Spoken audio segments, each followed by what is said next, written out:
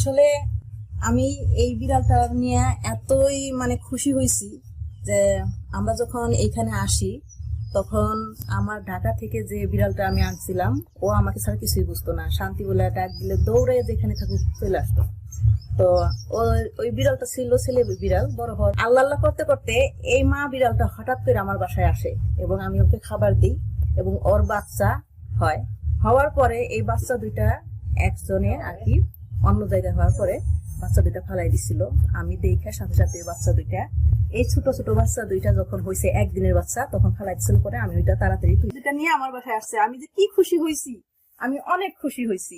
তাই এখন বলতেছি তাড়াতাড়ি যাও মাছ নিয়ে আসো, মাছ এখন এখানে তো আসলে এই সময় কোনো বাজার নাই, এখন এখন 2:30 আমার বাজে। পুকুর আছে, পুকুরে মাছ ধরো। পুকুর থেকে মাছ ধরতে হবে।